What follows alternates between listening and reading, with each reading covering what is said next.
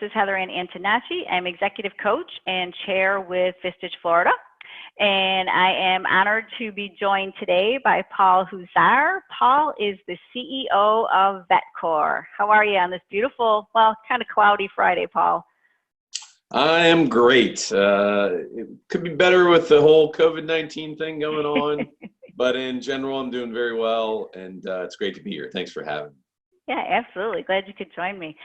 So, let's get started, Paul. And I will be honest with you, VetCor is not something that I was very familiar with before you and I connected. So I would love to hear, what you want to share with those that are listening or those that are watching. Tell us about VetCor and how you ended up where you are right now. Sure. Well, fundamentally, VetCor is a restoration company. We help solve water damage and mold-related challenges and other services, fire damage, biotrauma crime scene, temporary roof tarping, duct cleaning, things like that, in commercial and residential properties. But the thing that makes us unique is that we do so by primarily deploying former members of the U.S. military. Our policy is we hire veterans and those who share similar values. And so I personally started the company in 2013 after I retired from 23 years of active duty, and found that this industry is in need of some integrity and some professionalism. And so had the opportunity, and I'm happy to talk about how that happened later. But we started it, and now we have 3 organic offices that we own, one in Tampa Bay, one in Fort Myers that covers the Gulf Coast, and one in Davie, Florida that covers Southeast Florida. And then about 6 months ago, we started franchising, and now we offer franchises to veterans and their immediate family members. And again, with our mission to create meaningful and sustainable employment opportunities for our nation's heroes, and now offer franchising opportunities, wealth building, business ownership opportunities to veterans and their family members. That's fantastic.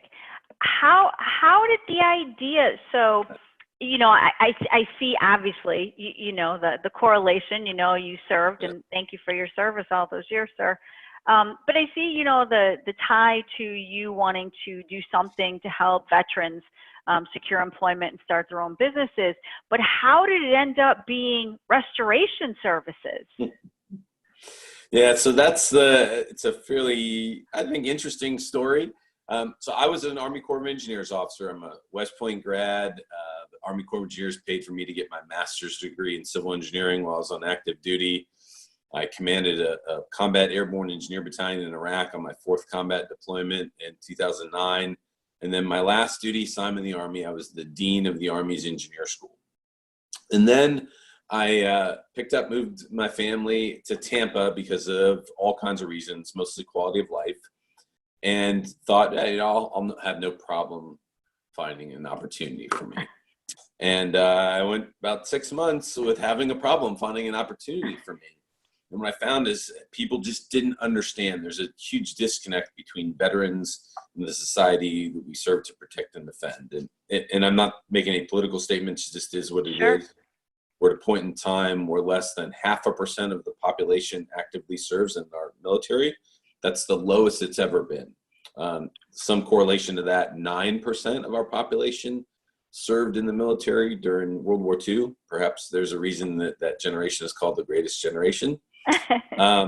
And now that translates to only about 6% of the population have ever served are veterans.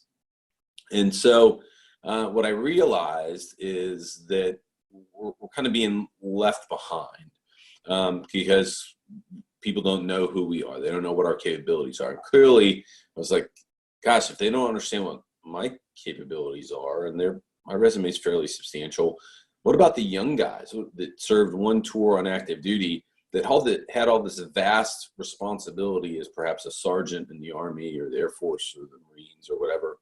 What are they doing? And I recognized at the time in 2013, there's this very high unemployment rate for veterans, and particularly recently transitioned veterans. So through this crazy series of networking events, I get connected with a gentleman named David Howard. And David was the president. He was just hired to be the president and CEO of a company called SDII, Subsurface Detection Investigation Incorporated. They're a forensics engineering company here in Tampa, Florida. Okay. They primarily made their fortune in the sinkhole business, doing cause and origin loss investigations to defend. Sinkhole business, you said. To defend against fraudulent claims. And they're primarily, their clients were insurance carriers. And so because I was a licensed professional engineer and had a resume about engineering, that's how David got my resume. Well, David was the first C-suite level guy in 6 months in my transition who actually understood what my resume meant, because he had been an Army officer for about 5 years and then spent 25 years in the insurance industry. He got hired to run SDII because there's some legislation changed that significantly affected people's ability to file fraudulent claims. And so their revenue was waning significantly. So they had these great clients, insurance carriers, that had deep pockets, great credit ratings, but they were, the need for the service that they were offering was dwindling significantly. Okay. So David got hired to reinvent that company and take it over as a business leader, not an engineer. And he got my resume. And he had just recently launched 2 weeks prior. This was 2 weeks after Veterans Day. On Veterans Day 2013, he had launched really in concept only VetCore, because he recognized there was a need in the insurance industry. 60% of homeowners' claims are water damage related. So it's things like dishwashers, ice makers, hot water heaters, air conditioning units. They break at a fairly reliable rate, and when they do, people aren't equipped to handle those things generally for themselves. And so there's actually a fairly large restoration franchising industry. You probably know about ServPro or ServiceMaster, right, or Duraclean, the large names. Well, they generally have a hard time because of quality control and the traditional things, challenges with franchises. So the insurance industry was ripe for looking for help in these challenges. And he decided to start it. He sees my resume, calls me in for an interview. I think I'm interviewing for an engineering management position with SDII, this forensics engineering company. And after the interview, we both hit it off too, by the way. And he says, "Hey, I'd like you to be the president of VetCore." And you went, okay. What? Okay. Yeah. I should say related to that was my last job in the Army as being the dean of the engineer school. Engineers in the Army are plumbers, carpenters, electricians, firefighters, divers, heavy equipment operators, bridge crew members. I'm running out of them, but there are 11 occupational specialties in engineers. Now, you would think that generally plumbers, carpenters, electricians, those skill sets would not have a problem finding jobs when they get out of the military. You would think, absolutely. One would think. But what I recognize is the chief of engineers, who essentially was my boss's boss, comes to me and says, "Huszar, as the dean of the engineer school, we have a problem." And he had been the G1, the chief personnel officer of the Army, before he was the chief of engineers. And he said, "Every month as a chief personnel officer of the Army, I'm getting this unemployment bill handed to me." And if you remember what life was like in 2013, time of diminishing resources, we were supposedly pivoting to the Pacific. We were going to downsize our force, et cetera, and there was sequestration. And so more and more of our operational dollars were going to pay for something that had absolutely nothing to do with operational readiness, and that was the government's fair share of unemployment, just like any previous employer has to pay that. Yeah. And what I realized is the dean of the engineer school, where we trained them at Fort Leonard Wood, Missouri, in some satellite installations, because we also trained some of the joint services, and then sent them off to Fort Bragg, North Carolina, Fort Lewis, Washington, Fort Hood, Texas, and, oh, by the way, 50 different states, because we also trained the Army National Guard, that the credentialing authority to be a plumber or carpenter electrician resides at the state level. At the state level? Oh. At the state level. So if you want to be a carpenter, it's a plumber, or it's a license, or to be an apprentice, that's a power given to the states. So as a result, soldiers, sailors, airmen, Marines, when they get trained to be those skill sets, leave the military with no credential. And so I tried to fix that. Have you ever tried to get 50 states to agree on one common standard of anything? There's someone who does a daily press conference that you could pose that question to. So I determined it was an unsolvable problem, unfortunately. And then, I really worked hard on it in my last assignment as active duty. And then I get this opportunity to start Vet Corps in restoration industry. It's science, but it's not rocket science. And it's essentially a national credential. It's a certification, not a license. There's no formal apprenticeship programs, although there are some certifications that one can get. And but they're national. And they're relatively inexpensive. When we found that when we started this company, we often could get the VA or some other veterans organizations in Florida, Veterans Florida as an example, to help fund those and help get veterans into a new career. And when you think about the service industry, when's the last time, Heather Ann, that you had a service call of any kind where a contractor had to come to your house, be it air conditioning repairman, cable guy, whatever? Yeah. When did they tell you they were going to be at your house? They give you a window. Yeah. 8 to 12. Yeah, it's usually like, if you're lucky, it's a 2-hour window, but in most cases, it's more like a 4, 6. Yeah. How is that reasonable? How is that reasonable? I don't think it's reasonable. I think it's just what people have become accustomed to, right? They have. And so, now most of our offices and operations are run by former or retired non-commissioned officers in the U.S. military who have a fair bit of capability in planning and managing groups of young men and women. And so they don't need 4 hours to tell you when you're going to get there. They tell you exactly when they're going to be there because they create a plan. And for veterans, on time is late and early is on time. And we know that, and you laugh and you're like, wow, this really starts to make sense. Sure. And it really started to make sense to me. And I said, there's a lot of synergy here, and I can get after something that I'm passionate about. I recognize the challenges I personally experienced in my transition. I recognize the challenges I had on active duty trying to solve this problem of getting veterans into meaningful work and eliminating the unemployment challenges. And here it is. And so crazy sequence of events that brought me to that. And 8 months after I was hired to be the president and start and run it, I had the opportunity to buy the company and become the majority owner. David Howard, who hired me, stayed on as a minority owner. He was one of the 50-50 owners, but he helped kind of broker the deal and then transferred the reins over to me as the CEO. He was the original CEO and I was the president. He had confidence in me to continue to expand it. And then we opened a second office to cover the Gulf Coast. And then we opened a third office in Davie. And then, as I mentioned, about 6 months ago, we started franchising and expanding. Each year we've had just crazy growth, and we've gotten a lot of significant accolades. Last year, we were the U.S. Chamber of Commerce's veteran-owned business runner-up. We were part of the Florida Fast 50, the Tampa Bay Business Journal's Fast 50, one of the 50 fastest growing privately held companies in the Tampa Bay region. We were one of the top 50 Florida companies to watch, named by Grow Florida. In 2017, we were Tampa Bay Chamber of Commerce's Small Business of the Year startup. And so we look for that notoriety because we want to tell our story. And our story is, hey, don't tell anyone our secret. Shh. We hire veterans. You should try it. They make great teammates. You should try it. And that's our passion. And so as a result of that, we get the microphone, which hence this conversation, right? I'm not shy about that. If you haven't been able to tell, I'm an extrovert to the extreme. And I'm always willing to tell this story because it's about creating opportunities for veterans. And that's in our company mission statement.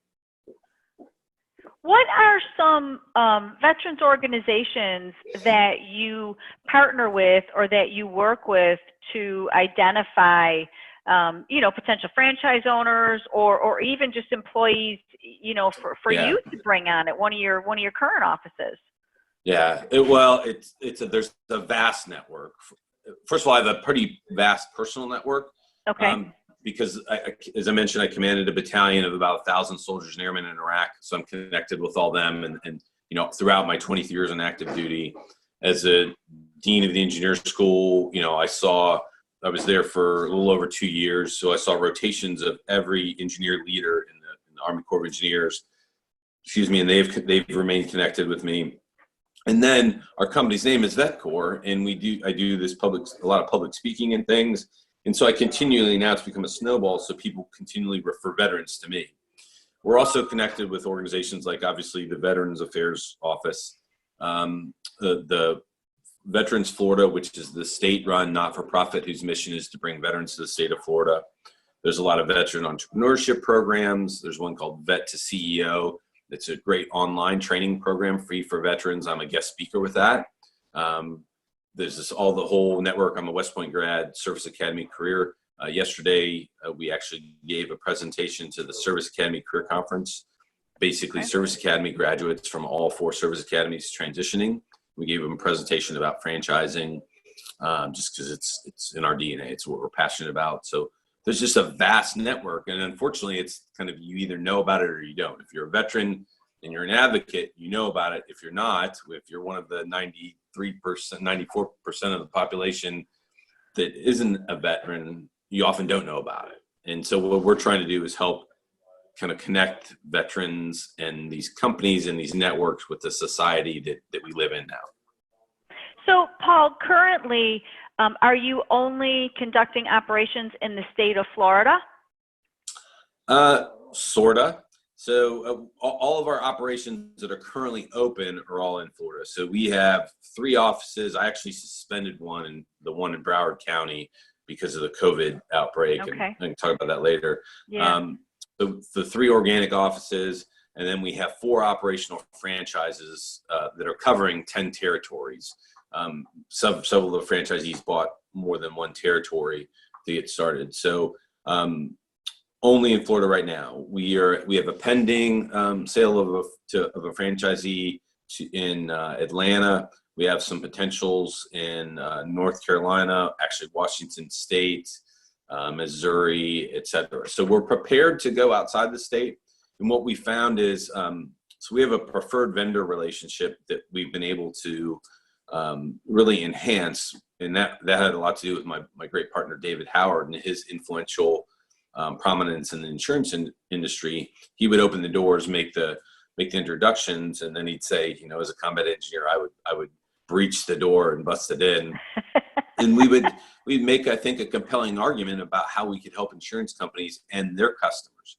And so as a result, we now have 60 insurance companies for whom we're a preferred vendor. Of those, about 10 of them are national insurance carriers. So when we look across the state and we've done the analysis, we've already got, at a minimum, about 30% market share penetrated in every state in the union as a result of the relationships that we have with insurance carriers. And so now, our mission is, as we expand, to tell them we're expanding and say, hey, we're coming to your market, we can help you here, et cetera. And I think the other compelling argument that we make about franchising is, one of the challenges and I mentioned this earlier, about franchising is quality, sustaining quality over our franchising system. And franchising in its essence, I believe, is all about training, standardizing, and replicating. So, we've launched this new company. It's called Team VetCorps and VetCorps Franchising. And so we still have our restoration business that we're running, but now we're really a franchising company. Okay. So when you talk about training, standardizing, and replicating, can you think of any other organizations or institutions that are good at that? Yeah, there's a few that come to mind. Yeah. Like really big ones, like the U.S. Army and the U.S. Navy, the Marine Corps, and my chief operating officer, he's a retired Army Sergeant Major, and Sergeants Major, that's what they do. They do training. They focus on individual training. His last assignment on active duty, he was the Operations Sergeant Major for the Engineer Brigade, responsible for all construction and combat engineering operations throughout Afghanistan. Wow. 2007, 2008, I was the operations officer for the Engineer Brigade, responsible for construction and operations throughout all of Iraq. And then I was the dean of the engineer school, responsible for the training and training management of all engineers in the Army. So I'm licking my chops at this opportunity for the training, standardizing, and replicating that we're we're moving to as a franchisor. Paul, if you could go back, go very, very early, in your military career, could you have ever foreseen that this is what you would be doing? No, no. I didn't even think. I mean, I vaguely looked at maybe being a franchisee as an option when I was transitioning. Okay. I thought I would end up in probably construction, engineering, project management, something like that. Because that's what my education is. Although, Yeah. it's hard to find sometimes a very extroverted engineer. So it's not surprising now looking back that this is what happened, but I would never have predicted it. Did you know that you would always, though, after you retired from your military career, that you would always, find a way, look for ways to support veterans and give back? And So no, frankly, when I went to West Point, I thought I was going to be one of those fire and fly guys, where you 5 years on active duty and you get out. Yeah. I was born and raised in Akron, Ohio. My dad owned and ran Huszar Construction Company, a general contracting company. It's the main reason I became a civil engineer. I was interested in it.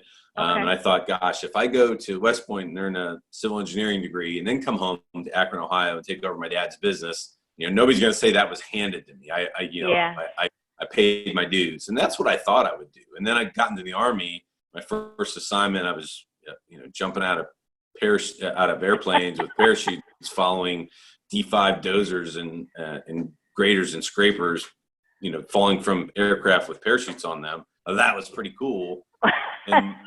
And so then I had some good advice that said, stay in the Army till you stop having fun. The Army paid for me to get my master's degree. I was a project manager for a huge project in the heart of the Silicon Valley at the height of the dot-com boom. It was just really interesting and intellectually challenging.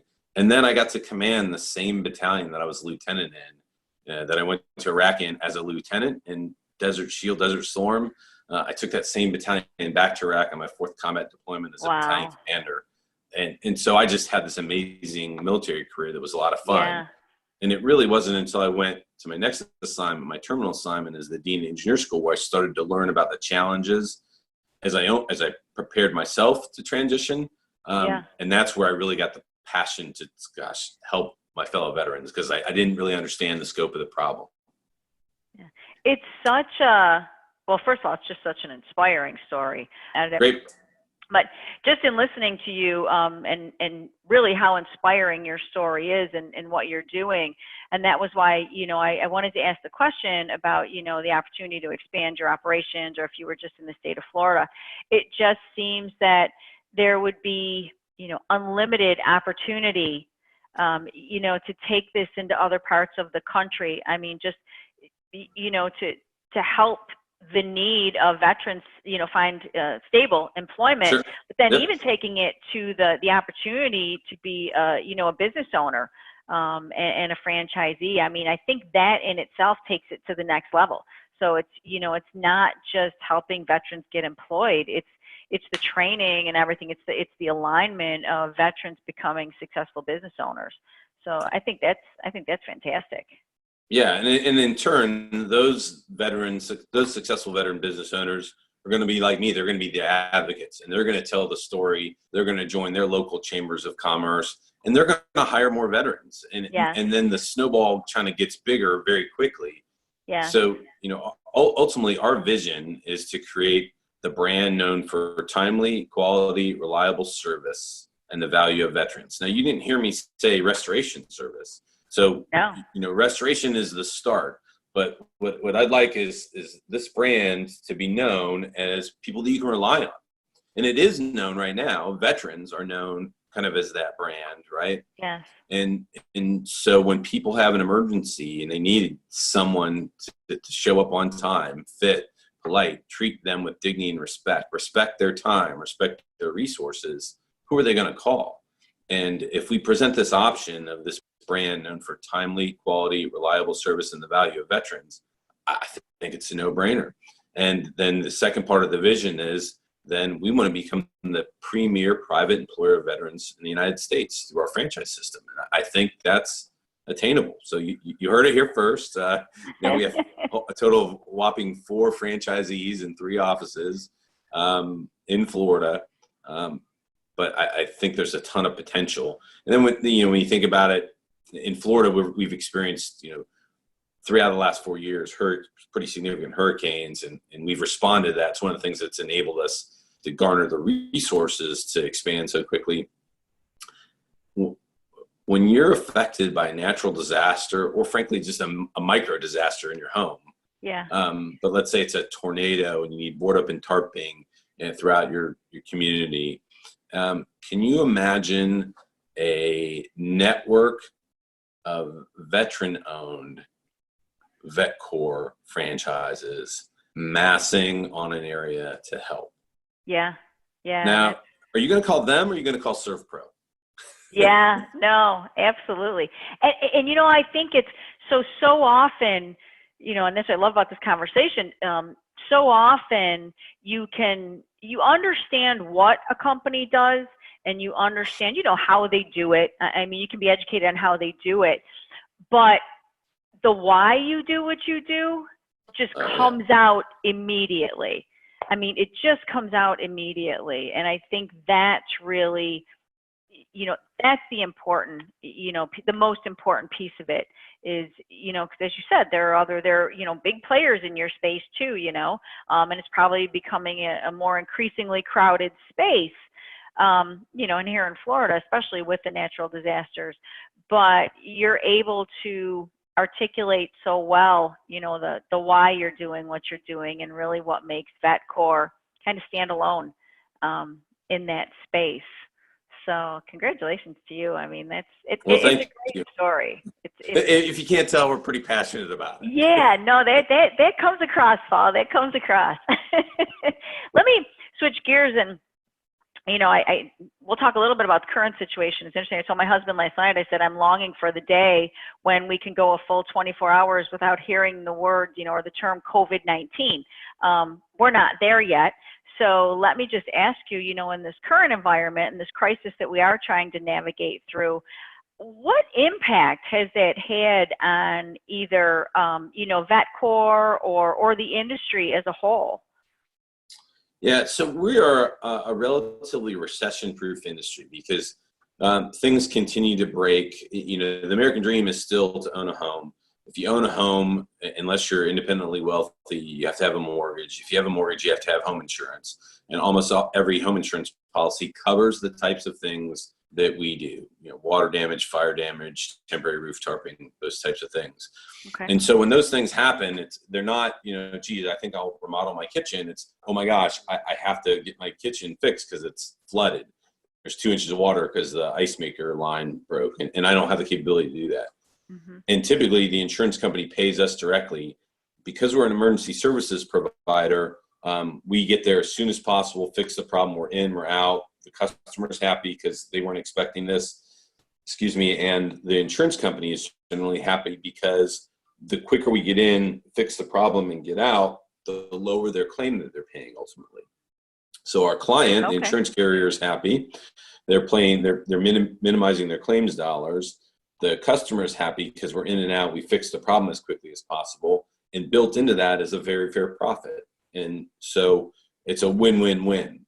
And so it's already a fairly recession-proof environment. The interesting thing for us right now is because we were changing so quickly, so this time last year, my Tampa office covered 6 counties surrounding Tampa Bay. Now my Tampa office only covers 1 because of the effects, because of the franchising. So we sold off those territories. And so as a company, we're morphing at the same time. This traditionally tends to be a slower time of the year as well, because in Florida, there's not the high volume of rain, so you don't get the roof leaks. Still not, roasting hot, so people aren't using the air conditioning units like normal in the summer, so we don't get the air conditioning leaks. And so typically it's a little slower anyway, but now you got everybody at home. So I think there are still things that are happening, but maybe because they're home, maybe a little bit is they're taking care of it themselves rather than calling someone because they don't have to rush off to work. So we're seeing a little bit of downtick, but not major, because I think we're relatively recession proof. Yeah. I temporarily suspended my office in Broward County because that's essentially the epicenter in Florida of the epidemic. Okay. And we thought it was just wise based on, and we've changed policies, procedures. Our guys are going with full PPE, the masks and everything. Mhm. And then we also made a fairly additional significant pivot. We're a licensed mold remediator, and the things that you do to remediate mold are very similar to the things that one needs to do to disinfect a home for Okay. COVID-19. And so we did the extensive research. We checked the resiliency of our supply chain, mostly for PPE and the chemicals that we use. Mhm. And it turns out everything that we needed is there. And we used our military planning experience to do Is that that. military planning background Yeah. coming into play again? We checked what the required supply rate was. So, X number of masks per week. And our supplier said, we can get you per week if that's, what you tell us. So we figured all that stuff out. And then we studied what the standards are. And so basically, because the coronavirus, SARS-CoV-2, the virus that produces COVID-19, the disease, is a novel, i.e. new virus, there are no disinfectants out there that are proven to be effective against this specific virus because there's just no research. The virus didn't exist Right. previously. So the EPA produces this list. It's called the N list, and it is full of about now 350 chemicals, disinfectants that are proven to be effective against harsher viruses than the coronavirus. So one step is to use disinfectants on that list, but there's no definitive proof that they're effective. As we continue to learn about the virus. Yep.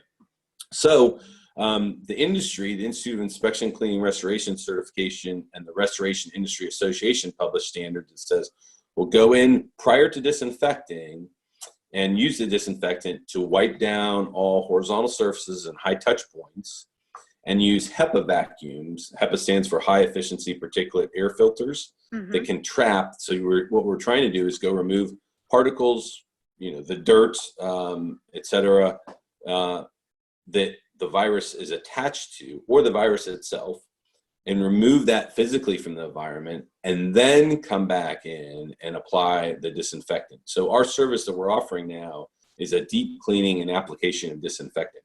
And then what we do also is we calculate the volume of air in a particular room, space. And much like we do with mold remediation to remove mold spores from the air, we set up these air scrubbers. They clean the air.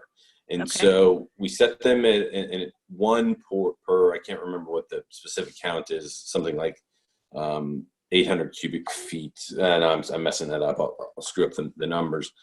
But you can calculate the volume of air, then you calculate the number of air scrubbers required to change the volume of air 3 times per hour, and we leave those in for 24 hours after the disinfection has occurred as well. So we're physically removing any virus or any particles that the virus can adhere to from the air itself. And so we're cleaning the air, we're cleaning all the touch points with HEPA vacuums and disinfectants, and then we apply the disinfectant. So it's a much different standard than most of these contractors are offering right now, just coming in and fogging and killing the virus. In my opinion, they're smelling snake oil because it's not proven yet. And there's just too great a risk that you don't want to add second and third order and of risk redundant measures, risk mitigating measures. So we've added that. Interestingly, we added that and we studied it. And 2 days later, the stay-at-home order was enacted. So we've only seen a little bit of work increase from that, but I think as the economy reopens, that's going to be huge in helping businesses restore confidence for their employees and their customers. And so we think that business line is going to take off as well. Do you see that as, eventually becoming a proactive service? Yeah. On business owners' part, that it's not just going to be, a lot of times I just had a conversation with someone earlier, and we said, in a lot of situations, you don't react to an emergency until you're in the emergency, so, it sounds like that could be something that business owners would look at proactively going forward, to prevent, or to help alleviate as much as we can a reoccurrence of the virus entering those areas. Yeah, I think proactively and reoccurringly, and that really gets to how much discipline you have in your own workforce to keep your workplace clean. But the other thing that's interesting, I mean, one, for COVID-19, right? Because we don't know how long that virus. We think it's going to be around now, reoccurring, like the flu, until we get the antibodies and the vaccine. Well, what it's also done though is raised our awareness about the common flu and the significance of what that, and people are comparing it. Hey, 60,000 people die every year of the flu. Yeah. And what does that mean for your workforce? Well, what if now before cold and flu season happens, and maybe right in the middle of it, you realize, hey, I'm going to come in and I'm going to have a firm come in and do a deep cleaning and apply disinfectants to my workplace. Yeah, just what that can save business owners, just in terms of, with respect to absenteeism. Absolutely.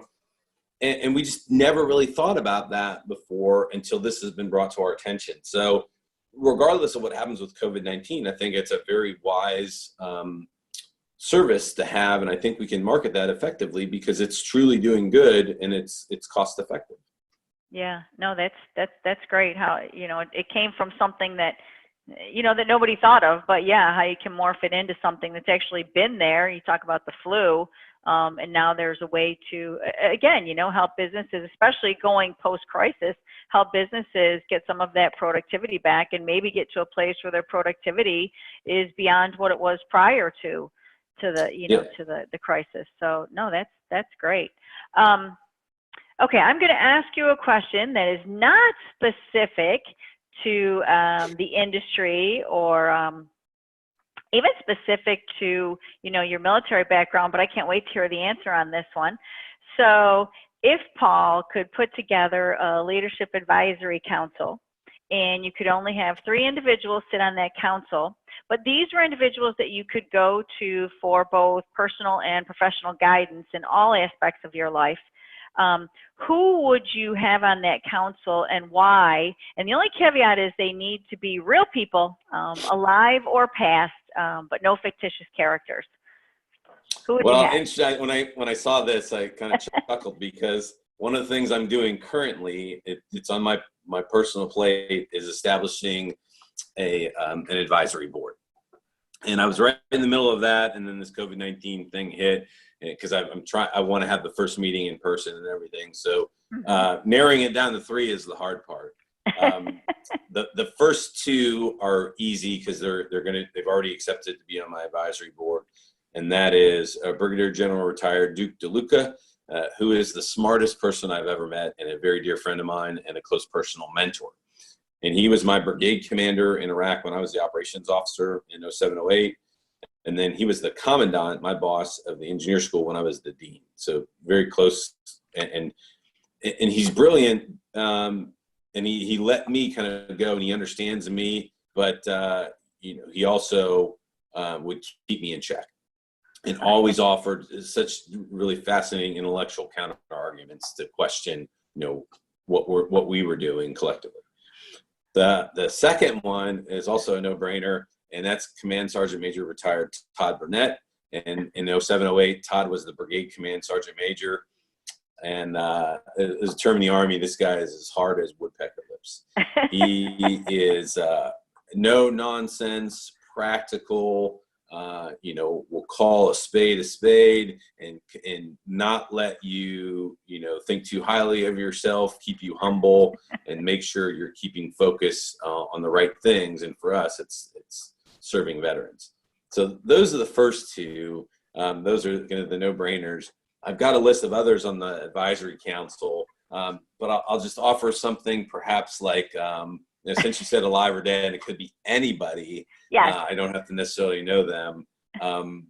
I'll tell you, I will pick the person that I voted for the president in the last election, and that's Colin Powell. Oh, I heard Colin Powell speak about 9 years ago. I didn't mean to interrupt you, but whenever someone says his name, yes. I had the opportunity to hear him speak at a conference, and I mean, you could have heard a pin drop in that room. I have never heard someone speak and whose message can just elevate every single person sitting in that room. Every Yeah. single person. Yeah, he's brilliant. He's wise. And the other piece is I have a much greater appreciation of diversity now. And that's really diversity in thought, but diversity in thought is spurred by diversity in race, sex, religion, all those types of things. And so Sure. that's important. And frankly, that's the reason why I wrote him in, because I didn't like either the two candidates. And I thought, I knew I was wasting my vote, and I knew it was a pipe dream, but he was one person I thought that could have led and healed the country. And I think that highly of him. So that'll be my three. Well, I have to be honest with you. He's one of my three, and he has been for a few years. Awesome. So we'll have to share them. But no, that's fantastic. That is fantastic. So, you've told, people listening and those watching the video a lot about VetCor, but what I think people really want to know is if they wanted to find out more about VetCor, or they wanted to use the services that VetCor provides, or even if there are veterans out there who happen to be listening to this or watching it and they want to find out more, what's the best way to connect with you or find out more about the services that VetCor has to offer? Sure. So I will generally connect with any veteran, because will help any veteran. And probably the easiest way is on LinkedIn. It's Paul Huszar, Huszar. I think I'm maybe the only Huszar on LinkedIn. But that's probably the easiest way. I spend a lot of time on social media. Facebook is also, I'm on there all the time, and both the company has pages on Facebook and LinkedIn as well. Our website is VetCor Services, VETCOR Services. If people are interested in franchising opportunities, we have a franchise landing page, which is VetCor, VETCOR, franchising.com. They fill in just like 3 lines of information, and then that immediately goes into kind of our CRM, and we respond and we open up a dialogue that way. So any of those ways, I'm happy to connect. And really, like I mentioned, we just did this franchising webinar for the Service Academy Career Conferences. I'm happy to help any veteran or their family member in their transition, if they want to know about franchising in general, or specifically they're interested in opportunities with our team. That's even better. But what our passion is just helping them. So, and we're happy to do that. Well, that's fantastic. This has really been enjoyable. You've educated me quite a bit. I thank you again for your military service, but also I thank you for what you are doing to help build awareness and to help those others that have served the country. So you're doing an amazing thing, Paul, and I wish you continued success. I really do. And I appreciate you taking the time with me today. Well, thanks so much for having me. I really appreciate it. And I hope everybody out there stays healthy and sane through these crazy times. And then we emerge on the other side with even greater opportunity for everybody. Thanks, All right. Heather. Fantastic. It's been a pleasure. You stay safe as well. All right.